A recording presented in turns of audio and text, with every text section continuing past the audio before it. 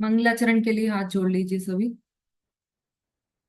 नमो अरिहंताणं, नमो सिद्धाणं, नमो आयिरियाणं, नमो उवझायाणं, नमो लोये सवसाहुणम्।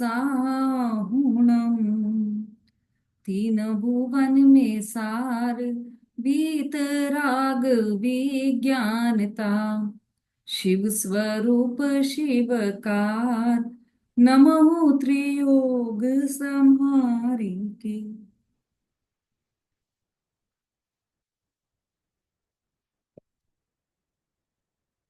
छड़ाला जी ग्रंथ चल रहा है हमारा, जो कि पंडित दौलत राम जी द्वारा रचित है, और गागर गागर में सागर स्वरूप, इसे छोटा समय सार भी कहा जाता है।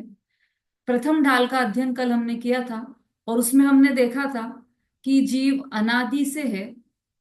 जीव का अस्तित्व अनादि से है। वह नया जन्म नहीं होता। और अनादि से जब वह है, तो वह अनादि से कहाँ रहा, तो वह कहाँ रहा, इस प्रश्न का उत्तर देने के लिए पंडित दौलत राम जी ने ये पहली ढाल की रचना की, कि अनादि से यह तो निगोद में रहा, यदि वहां से निकला तो एकेंद्रीय में गया, वहां से निकला तो त्रस पर्याय धारण की, चिंतामणि की तरह जो दुर्लभ है, ऐसी त्रस त्रस पर्याय में लठ पीपिल अली बना, असंगी पंचेंद्रीय पशु, फिर संगी पंचेंद्रीय पशु, सब बन गया। उसके बाद मनुष्य गति में भी अनंत दुख भोगे, नरक गति में भी अनंत दुख भोगे, और उसके बाद देव गति में भी गया, तो वहां पर भी अनंत दुख भोगे इस जीव ने। जब वहां से निकला तो पुनः यह स्थावर जीव, मतलब पेड़ पौधे आदि बना, और वहां पर ये एकेंद्रीय बना, और उसके बाद इसी तरह उसकी गाड़ी चलती रही, है ना। पुनः वही सब एकेंद्रीय के बाद दो इंद्रिय, तीन इंद्रिय, चार इंद्रिय, पंचेंद्रिय, और चारों गतियों में इसी तरह से भटकता रहा, और पंच परावर्तन पूरे करता रहा, और इस तरह से अनादि से अनंत दुख सहन करता रहा। तो इन दुखों का कारण क्या है? क्या ये भटकना ही इन दुखों का कारण है? कि नहीं, ऐसा तो नहीं हो सकता। क्योंकि यदि भटकना दुख का कारण हो, चारों गतियों में भटकना दुख का कारण हो, तो फिर चारों गतियों में तो अभी सम्यक दृष्टि जीव भी है, ज्ञानी जीव भी है, तो उनको तो दुख नहीं हो रहा है, और मिथ्या दृष्टि को दुख हो रहा है। इसका मतलब कारण कोई दूसरा है, दुखी होने का कारण कोई दूसरा है। तो वह क्या है, इसकी चर्चा आज दूसरी ढाल में पंडित दौलत राम जी करने वाले हैं।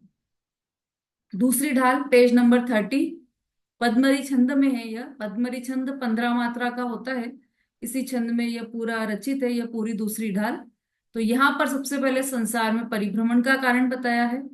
ऐसे मिथ्या दृग ज्ञान चरण वश भ्रमत भरत, दुख जन्म मरण, ताते इनको तजिए सुजान, सुन तिन संक्षेप कहूं बखान। ऐसे मिथ्या, ऐसे कहाँ से शब्द आया? ऐसे शब्द आया पहली ढाल से। तो क्यों? क्योंकि उसके अंतिम छंद में देखिए क्या लिखा था। पहली ढाल के अंतिम छंद में से यह शब्द आया है। तो ऐसा क्या लिखा हुआ था वहां पर? जो विमानवासी हु थाय, सम्यक दर्शन बिन दुख पाए, तहते चै थावर्तन धरे, यो परिवर्तन पूरे करे। मतलब सम्यक दर्शन के बिना ही दुख पाया, मतलब मिथ्या दर्शन सहित ही रहा। तो ये जो ऐसे अनंत काल से परिभ्रमण कर रहा है, ऐसे मिथ्या द्रग ज्ञान चरणवश वश, ये मिथ्या दर्शन, ज्ञान और चारित्र के कारण भ्रमत भरत दुख जन्मरण, मतलब ये ऐसा जो भ्रमण कर रहा है, वो मिथ्या दर्शन, मिथ्या ज्ञान और मिथ्या चारित्र के कारण भ्रमण कर रहा है, और दुख को सहन कर रहा है। उसी के कारण जन्म मरण भी हो रहे हैं, मिथ्या दर्शन के कारण। तो अब क्या करें? अब हमें समझ में आ गया कि मिथ्या दर्शन के कारण जन्म मरण हो रहे हैं, उसी के कारण हमें दुख हो रहा है जन्म मरण का। तो क्या करें कि इनको अच्छी तरह से जान लो, क्योंकि बिना जाने, बिन जाने ते दोष गुणन को कैसे तजिए गईये। ये छंद भी अभी आने वाला है आगे। तो चूंकि मिथ्या दर्शन के, हमको मिथ्या दर्शन से क्या काम है? आप तो हमको आत्मा की बात बताओ, सम्यक दर्शन की बात बताओ। मिथ्या दर्शन की बात क्यों बता रहे हो? क्यों जाने उसको हम? कि किस इसको जाने बिना इनसे छूटना नहीं हो सकता।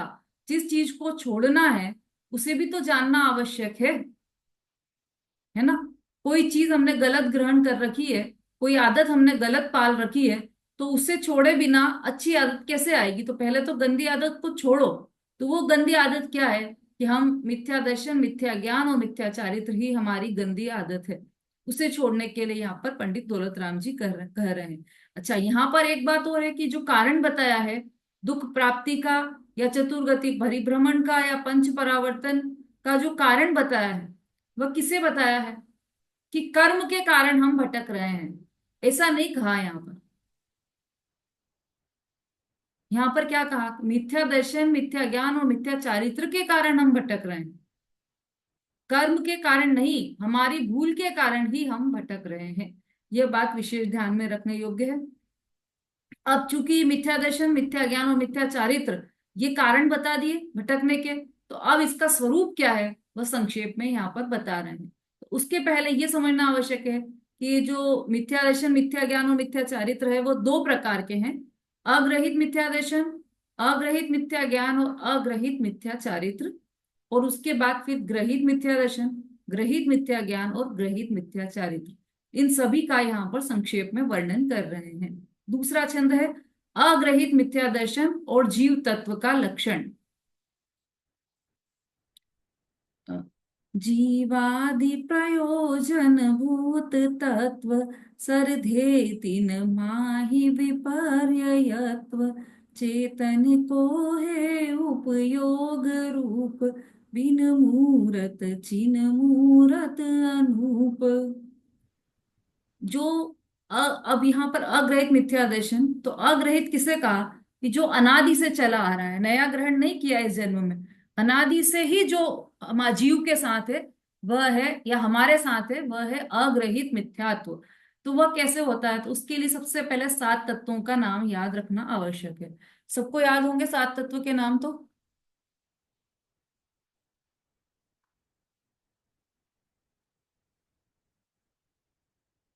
मन्नू जैन।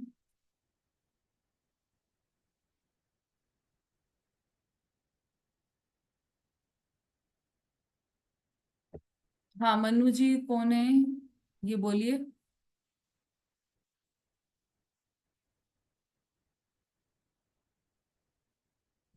चलिए रेनू जी बोलिए।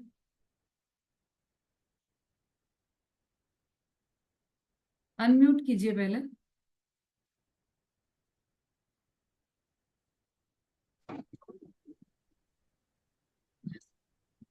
दीदी दोबारा बोलो।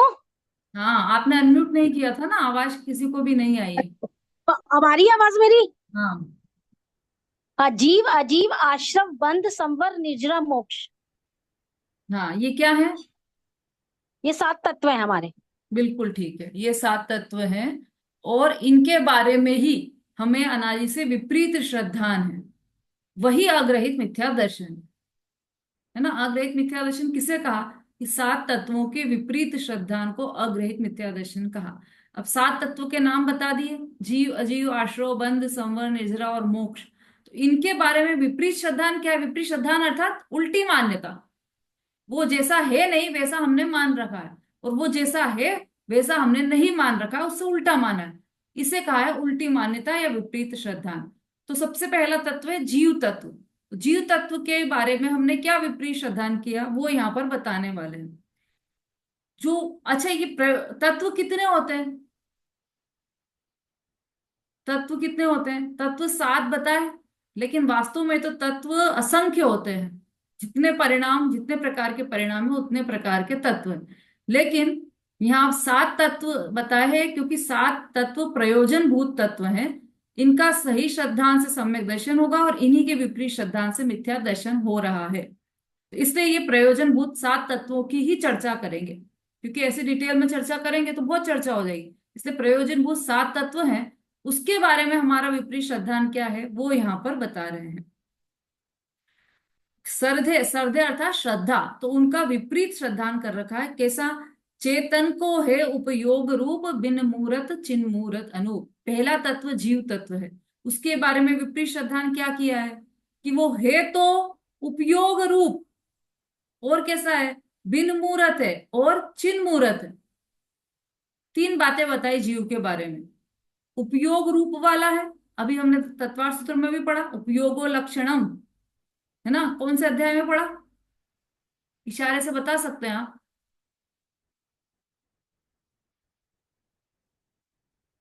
अच्छा, तीसरा अध्याय में। किसी किसी ने तीन उंगलियां कर रखी है, अच्छा चलिए ठीक। दूसरे अध्याय में उपयोगो लक्षणम, जीव का लक्षण उपयोग है। और उपयोग का अर्थ क्या है, किसी को ध्यान है? थोड़ा थोड़ा सा उपयोग का अर्थ क्या है? इसमें हमारा तत्वार्थ सूत्र का भी रिवीजन हो रहा है, शोभा जी। जय ने दीदी, हम्म। ज्ञान दर्शन का व्यापार उपयोग है। हाँ, ज्ञान और दर्शन दोनों का व्यापार व उपयोग कहा है। मतलब ज्ञान व्यापार, मतलब उसमें कठिन शब्द में मत जाओ, सरलता से समझो। तो ज्ञान और दर्शन होना, यही उपयोग है। किसी जीव को जानना देखना, वह उपयोग है। तो वही ही जीव का लक्षण है। तो ऐसा लक्षण वाला जीव है। और कैसा है? बिन मूर्त है, मतलब अमूर्तिक है। उसका उसमें कोई स्पर्श रस गंध वर्ण नहीं है, बिन मूर्त है। और कैसा है? चिन मूर्त है, चैतन्य मूर्ति वाला। अरे आप तो कह रहे हो कि बिन मूर्त है, और एक तरफ कह रहे हो चिन मूर्त है, दोनों अपोजिट बात लगती है। लेकिन वास्तव में तो जो बिन मूर्त है वही चिन मूर्त है। मतलब जीव बिन मूर्त भी है और चिन मूर्त भी है। बिन मूर्त अर्थात मूर्तिक नहीं है, इसलिए बिन मूर्त कहा है। और चिन मूर्त इसलिए कहा है क्योंकि वो चैतन्य मूर्ति वाला है। ऐसा नहीं कि मूर्तिक नहीं है तो कुछ वस्तु ही नहीं है, ऐसा नहीं है। तो वो तो अनंत गुणों का खजाना है और चैतन्य मूर्ति वाला है, जानने देखने वाला, ऐसा तत्व है बिन मूर्त, चिन मूर्त और अनूप। तो चार चीजें आ गई। उपयोग रूप, बिन मूर्त, चिन मूर्त और अनूप, जिसकी कोई उपमा नहीं दी जा सके। ऐसा क्यों नहीं दी जा सकती उपमा जीव की? क्योंकि अनूप है। तो यही तो पूछ रहे हैं, अनूप क्यों है? क्योंकि किसकी उपमा दें? कांति चंद सम कहूं कलंकित मूरत मानी, वारिधि सम गुण कहूं खार में कौन भलप्पन, पारस समझस कहूं आप सम करे न परतन। है ना, दर्शन पाठ में पढ़ते हैं हम सभी। आपको पारस के समान यदि जीव को कहें, तो जो पारस पत्थर है वह तो लोहे को सोना करता है, लेकिन पारस नहीं बनाता है। ऐसा कोई पारस पत्थर है जो लोहे को पारस पत्थर बना दे? ऐसा नहीं है। लेकिन ये तो भगवान के लिए है सारे। भगवान तो ऐसे हैं जो अपने जैसा बना देते हैं सबको। और वारिधि समगुण कहूं खार में कौन भलप्पन, यदि समुद्र के समान कहूं जीव को, तो उसमें तो खारापन दिखाई देता है। चंद्रमा के समान कहूं कि जीव चंद्र है, जीव चंद्रमा के समान है, तो उसमें क्या, उसमें भी कलंक है, चंद्रमा में भी कलंक है। लेकिन जीव तो निष्कलंक है, इसलिए उसकी भी उपमा नहीं दे सकते। तो अनूप है। जीव कैसा है? अनूप है, कोई उपमा उस पर लागू नहीं पड़ती, ऐसा अनुपम है। और कैसा है जीव? पुद्गल नभ धर्म अधर्म काल, तीसरा छंद। पुद्गल, नभ अर्थात आकाश, धर्म अधर्म और काल, मतलब बाकी के जो पांच द्रव्य हैं, पुद्गल धर्म अधर्म आकाश और काल, उनसे न्यारी है जीव की चाल। उनसे जीव की चाल उनसे न्यारी है, जीव की गति उनसे अलग है। ताको न जान विपरीत मान करी करे, मतलब ये सब जीव के बारे में नहीं जानता है। और क्या किया है हमने अनादिकाल से? ऐसा नहीं जाना कि जीव उपयोग रूप है, बिन मूरत है, चिन मूरत है, अनूप है, और इन सब से अलग है, पुद्गल से भी, आकाश से भी, धर्म अधर्म काल, इन सब से अलग है, डिफरेंट है। ऐसा नहीं जानकर विपरीत माना, उल्टा माना। करी करे देह में निज पिछान, उल्टा मानकर देह में निज पिछान कर लिया, शरीर को ही अपना मान लिया। है ना? क्यों मानना? क्योंकि अपने आप को बिन मूर्त नहीं समझा, मूर्तिक नहीं समझा। तो जो मूर्तिक जो दिखाई दे रहा है वही अपने आप को समझ लिया। अपने आप को उपयोग रूप नहीं समझा, ज्ञान दर्शन वाला नहीं समझा, तो अपने आप को स्पर्श रस गंध वर्ण वाला समझ लिया। तो इसलिए शरीर में ही अपनापन मानने लगा। और कैसा, और क्या किया? मैं सुखी दुखी में रंग कराव, मेरे धन ग्रह गोधन प्रभाव, मेरे सुततीय में सबल दीन, बेरूप सुभग मूरख प्रवीण, चौथे नंबर का छंद है। मिथ्या दृष्टि का शरीर तथा पर वस्तुओं संबंधी विचार। शरीर और पर वस्तुओं के किसका विचार है ये? कौन ऐसे विचार करता है? मिथ्या दृष्टि जीव। हम तो नहीं करते, मिथ्या दृष्टि जीव करता है ना। हम तो नहीं करते हैं, कोई मिथ्या दृष्टि जीव होगा वो ऐसा करता है। तो यही तो आपकी मिथ्या दृष्टि है, यही तो उल्टी मान्यता है कि मैं मिथ्या दृष्टि नहीं हूं, कोई और है मिथ्या दृष्टि, किसी और के बारे में बात चल रही है। ऐसा नहीं है, ये हमारी ही बात चल रही है, इसीलिए हम संसार में परिभ्रमण कर रहे हैं, क्योंकि हम मिथ्या दृष्टि हैं। और हमारी क्या मान्यता है कि मैं सुखी हूं, मैं दुखी हूं, है ना। मैं सुखी हूं ये मान्यता भी गलत है। सुख स्वरूप है ना हम, कि नहीं है? जीव सुख स्वरूप है या नहीं है? हम्म।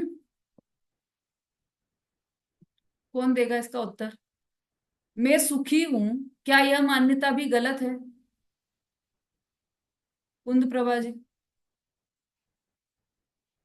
दीदी जय जिने। हम्म। मैं सुख स्वरूप हूँ, ये तो सही है। पर मैं अपने आप को ऐसा मानता कब हूँ? मैं तो अन्य पदार्थों से अपने को सुखी मानता हूँ कि भोजन कर लिया तो मैं सुखी हो गया, अच्छे अच्छे वस्त्र पहन लिए तो मैं सुखी हो गया, तो मैं सुखी है निरोगी कि हूँ तो नहीं? मैं सुखी। सुखी है कि नहीं, नहीं सुखी जीव? नहीं। हाँ। सुखी वो स्वभाव से तो सुखी है, पर वो हाँ। ऐसा मानता नहीं है। यही तो मिथ्या दृष्टि बना है, यही तो मिथ्यात्व है। हम्म। ऐसा नहीं मानता वो। ठीक है, अनुज जी भाई साहब।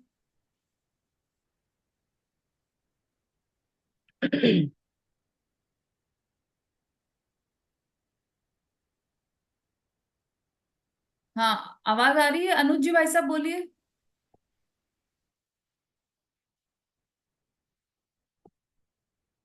चलिए, आपका हैंड रेस था इसलिए आपसे पूछा। हाँ ठीक है, उत्तर आपका कुंद प्रभा जी। अवस्था में तो दुखी है ना अभी, अभी अवस्था में तो सुखी नहीं है। स्वभाव से तो सुख स्वरूप ही है, सुख का खजाना भरा हुआ है। इतना सुख है कि निकालते जाए निकालते जाए निकालते जाए तो भी फूटे नहीं, कभी भी खत्म नहीं हो। इतना सुख भरा हुआ है अंदर में, और बाहर में दुखी है। और वही मान्यता के कारण कि मैं दुखी हूं, इस मान्यता के कारण ही दुखी है। मैं शरीर हूं, इस मान्यता के कारण ही दुखी है।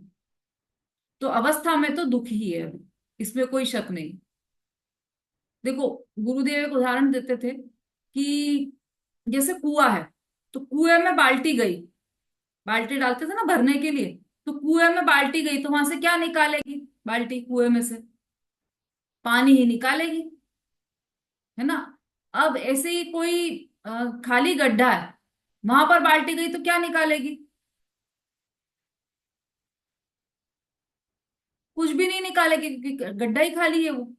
ऐसे ही किसी चीज से भरा हुआ कुछ ड्रम रखा, उसमें बाल्टी गई, तो गेहूं से भरा हुआ ड्रम है तो गेहूं निकालेगी। जिसमें जो चीज है वही तो निकलेगा। तो ये जो सुख है वह आत्मा में भरा हुआ है, तो वो आत्मा में से ही तो निकलेगा। जिसमें भरा हुआ नहीं है वहां से कैसे निकलेगा?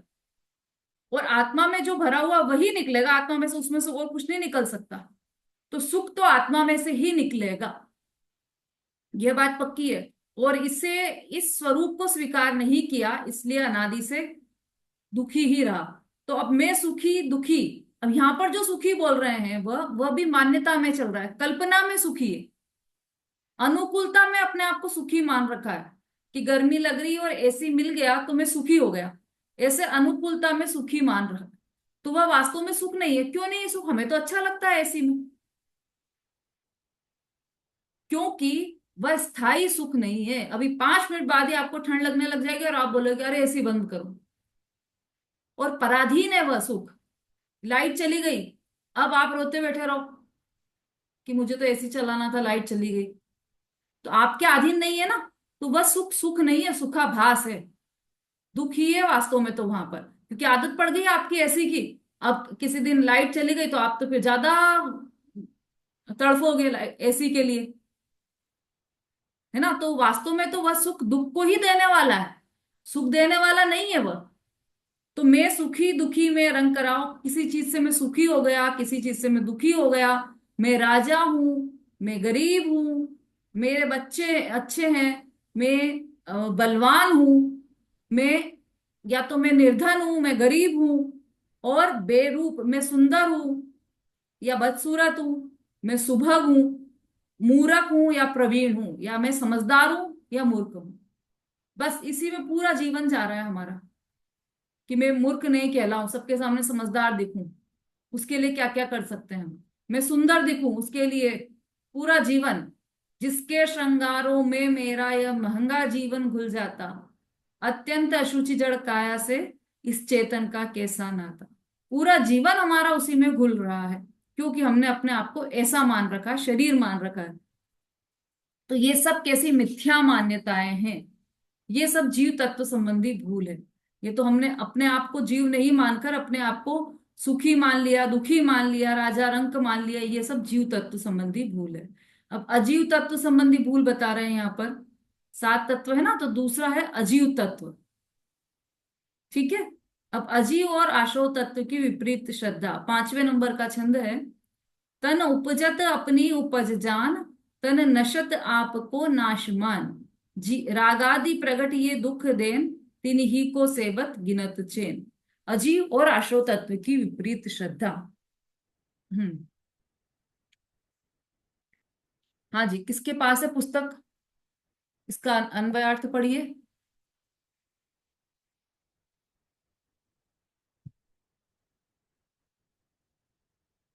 हाँ पढ़िए रेणु जी। दीदी मैं मेरे मेरे को ये नहीं पता आप ये कहाँ से पढ़ा रही हैं, क्योंकि मैं पीछे 2 दिन से अटेंड नहीं कर पाई थी क्लास। छड़ाला चल रही है अपनी, ये तो पता है ना आपको। नहीं, मेरे को नहीं पता दीदी, छड़ाला मैंने अभी तक पढ़ी ही नहीं है आज तक। अच्छा, तो छड़ाला छड़ाला है मैं आपके खोलू, मेरे को पास? पुस्तक, हाँ मेरे पास है पुस्तक है छड़ाला।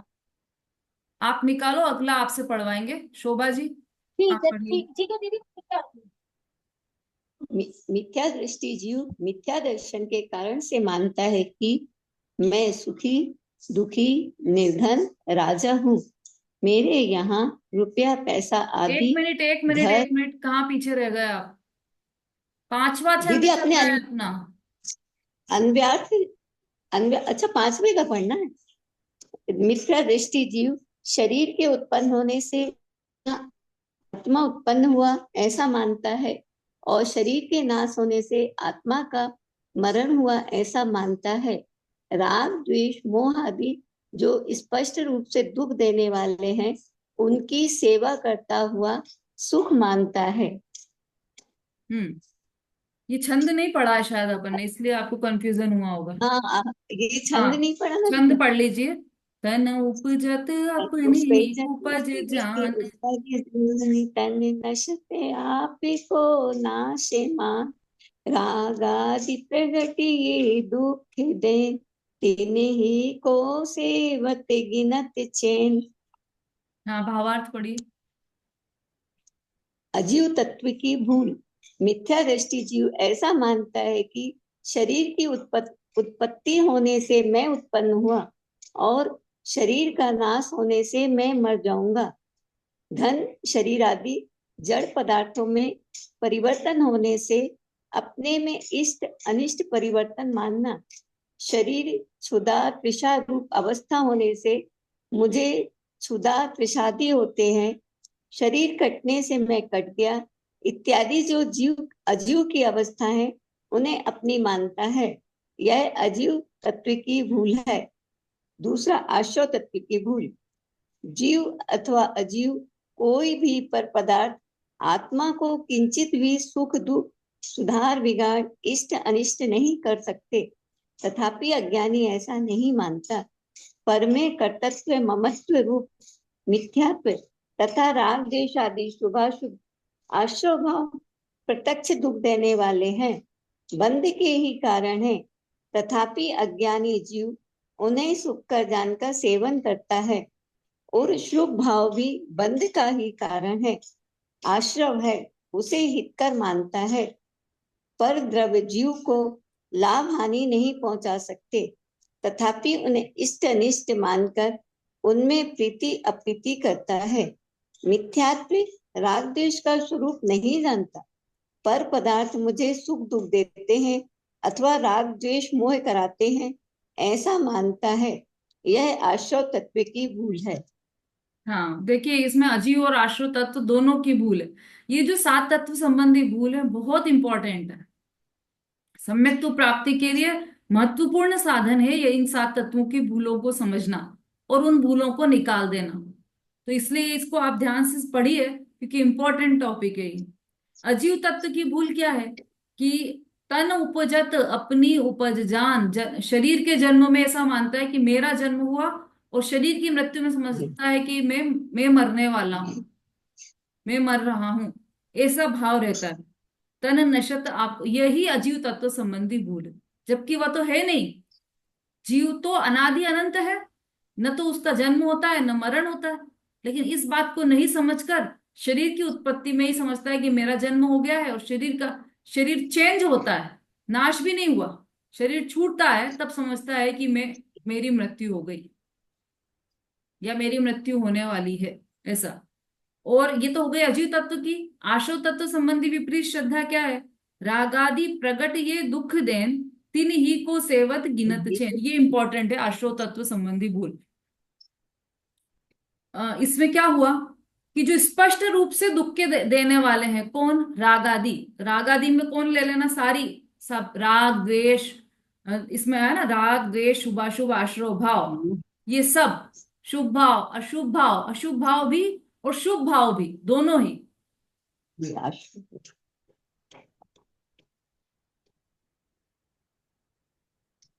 ये स्पष्ट रूप से दुख के देने वाले हैं और उनको सुख स्वरूप मानता है।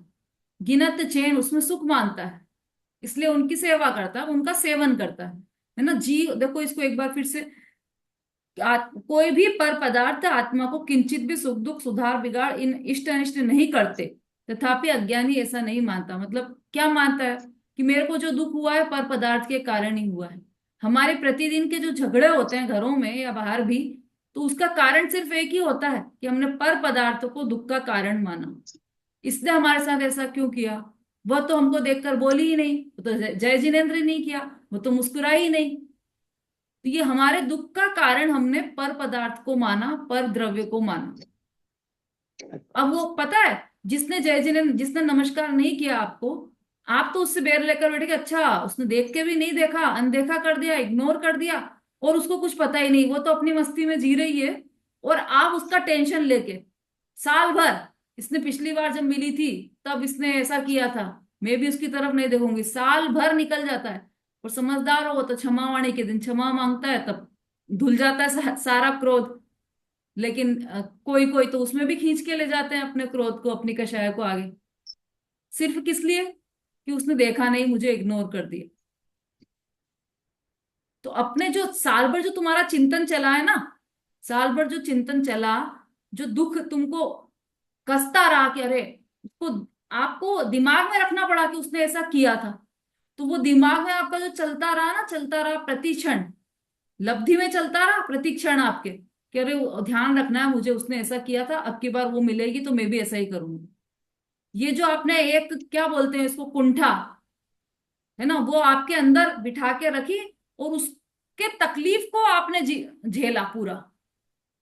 वो तो उसको कुछ मतलब ही नहीं है, उसको तो पता भी नहीं है कुछ, और आपने खुद अपने कारण ये दुख झेला है, पूरा दुख दुख सहन करा आपने। तो ये परद्रव्य, इसका मतलब ये हुआ कि परद्रव्य दुख का कारण नहीं है। यदि परद्रव्य दुख का कारण तो उसको भी दुख होता ना इसी बात पे। और आपका सुख दुख आपके हाथ में, परद्रव्य दुख का कारण ही नहीं है। देखो अभी ज्यादा लिमिट में बात करना है अपने को, कि पूरा विषय कंप्लीट करना है, पर इसका आप चिंतन करोगे तो आपको समझ में आएगा कि वो दुख का कारण कैसे हुआ। परद्रव्य दुख का कारण हमने कैसे मान रखा है परद्रव्य को दुख का कारण, जबकि है नहीं वो, हमारी भूल ही हमारा दुख का कारण है। कोई भी पर पदार्थ आत्मा को किंचित भी सुख दुख नहीं दे सकते, सुधार बिगाड़ नहीं कर सकते, इष्ट अनिष्ट नहीं कर सकते। पर में कर्तृत्व ममत्व रूप मिथ्यात्व तथा राग देशादिक शुभाशुभ आश्रव भाव प्रत्यक्ष दुख के देने वाले हैं। पर में कर्तृत्व और ममत्व, कर्तृत्व मतलब मैं कर सकता हूं इसका, या ये मेरा कर सकता है, ऐसा जो भाव है करने का वह, और ममत्व कि अरे उससे मुझे बहुत प्रेम है और उसको भी मुझसे बहुत प्रेम है। अरे आजकल तो ये बहुत चलता है ऐसा कि मेरे बेटे को तो मेरा बेटा तो मुझे जाने ही नहीं देगा, नहीं ऐसी जगह पे तो मेरा बेटा तुरंत, क्यों, हमारा क्या लगता है कि हमको हमारा बेटा बहुत प्यार करता है, तो इस ममत्व को जीते हैं हम साथ में कि अरे मेरा बेटा मेरा बहुत ख्याल करता है, दुनिया को बताते हैं कि मेरा बेटा कितना ध्यान रखता है मेरा, वो तो मुझे जाने ही नहीं देता, अकेले जाने ही नहीं देता, वो तो गाड़ी के बिना चलने भी नहीं देता, बहुत ध्यान रखता है, वो तो मेरे आगे आगे ध्यान रखता है। तो ये ममत्व को अच्छा मान रखा है, यही आश्रव तत्व संबंधी भूल है, जबकि तो दुख का देने वाला है ममत्व परिणाम, आपका भी उसके प्रति और उसका भी आपके प्रति जो ममत्व को अच्छा समझ रखा है, वह सब दुख के देने वाले हैं। तथापि अज्ञानी जीव उन्हें सुख कर जानकर सेवन करता है। सेवन करता है मतलब कि हाँ हाँ हाँ, मेरा बेटा तो मेरे लिए रोज भोजन लगा कर दे देता है मेरी थाली, तो वो जो थाली का जो सेवन किया हमने भोजन का, उसको सुख कर जानकर सेवन करता है, ऐसा नहीं कह रहे हैं यहाँ पर, क्योंकि उस थाली को तो भोजन को तो भोगता ही नहीं है जीव, वास्तव में तो किसको भोगता है, उस परिणाम को भोगता है। कौन से परिणाम को, उस अच्छा लगने रूप उस खराब लगने रूप परिणाम है, उनका भोगता है जीव, पर पदार्थों का कर्ता और भोगता नहीं है। और शुभ भाव भी बंध का ही कारण है, आश्रव है उसे हितकर मानता है। शुभ भाव, मैंने तो 10 दिन में 10 उपवास किए, निर्जले उपवास किए, मैंने तो 10 दिन एकाशन रखा, पूरे 10 दिन, उसको अच्छा मानता है, उन परिणामों को, मंद कषाय रूप परिणामों को, क्या लगता है कि इससे मुझे मुक्ति हो जाएगी, जबकि वो तो बंध का कारण है, शुभ भाव भी बंध का कारण है। तो फिर आपने अच्छा बता दिया, हमसे तो वैसे भी नहीं बनते एकाशन, हमसे तो वैसे भी नहीं होता है निर्जला उपवास, आपने अच्छा बता दिया कि शुभ भाव भी बंध का ही कारण है, अब हम करेंगे ही नहीं, अब अगले 10 लक्षण आने दो, हम एक भी उपवास नहीं करने वाले। ये छल ग्रहण नहीं करना है यहाँ पर, है ना, आचार्य कहते हैं ना, छलम न घेतव्यम, किसी भी बात में से स्वच्छंदता नहीं निकालनी है। आप करते हैं उपवास तो कीजिए, बहुत अच्छी बात है, पर उसमें भी समय का सदुपयोग ऐसे कीजिए, यह पढ़कर कि ये जो शुभ भाव मुझे परिणाम हो रहे हैं, शुभ परिणाम मंद कषाय रूप परिणाम हो रहे हैं, वह भी बंध का ही कारण है, वो मुक्ति का कारण नहीं है, है ना। उपदेश हमेशा ऊंचा चढ़ने के लिए दिया जाता है, नीचे गिरने के लिए नहीं दिया जाता। कुछ भी बात जिनवाणी कहती है, इसका मतलब ये नहीं कि आप जितना कर रहे हैं वो भी नहीं कर रहे हैं और नीचे चले जाए कि आपने अच्छा बता दिया, अब हमसे नहीं, अब हम नहीं करेंगे, ऐसा नहीं। और ऊपर चढ़िए ना कि हम वो तो करेंगे ही सही, लेकिन उसको भला नहीं मानेंगे, हम व्रत तप करेंगे, हम एकाशन करेंगे, हम उपवास करेंगे, लेकिन उसमें संतुष्ट नहीं होंगे कि हमने धर्म कर लिया।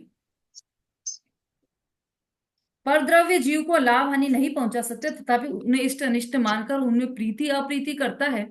मिथ्यात्व राग द्वेष का स्वरूप नहीं जानता, पर पदार्थ मुझे सुख दुख देते हैं अथवा राग द्वेष मोह कराते हैं, ऐसी मान्यता वह आश्रव तत्व संबंधी भूल है। अब बंध और संवर तत्व की भूल, 6 नंबर का छंद है। हाँ, सभी बोलिए और मैं एक का माइक ओपन कर देती हूँ। शुभ अशुभ बंध के फल मझार, रति अरति करे निज पद विसार, आत्म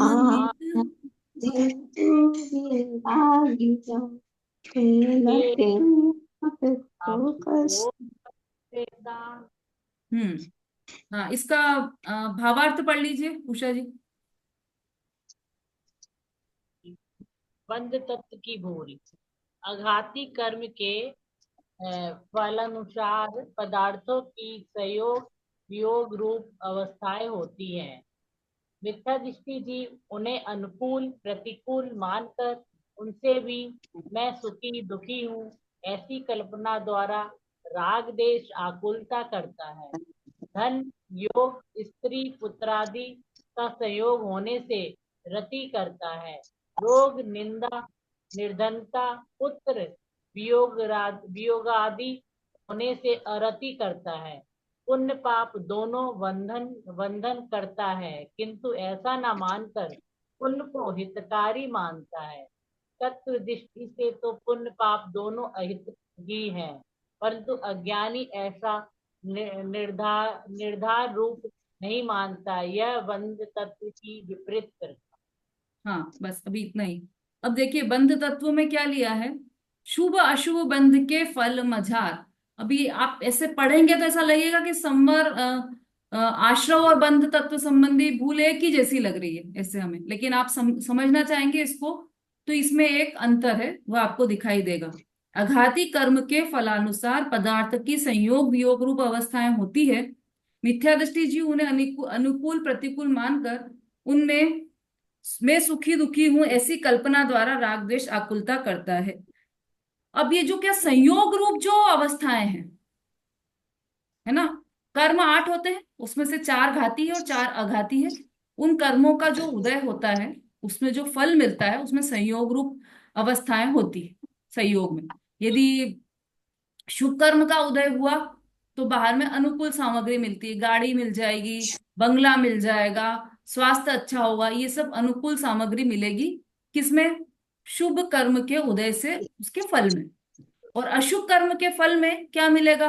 अस्वस्थता मिलेगी, गाड़ी की इच्छा होगी लेकिन गाड़ी नहीं मिलेगी, है ना, और बहू अच्छी नहीं मिली, या मतलब अच्छा अच्छा बुरा तो कुछ होता नहीं है लेकिन आपके अनुकूल नहीं मिली, ऐसा। तो ये सब जो प्रतिकूल सामग्रियों का मिलना है वह भी अशुभ कर्म के उदय से होता है, उदय के फल में होगा।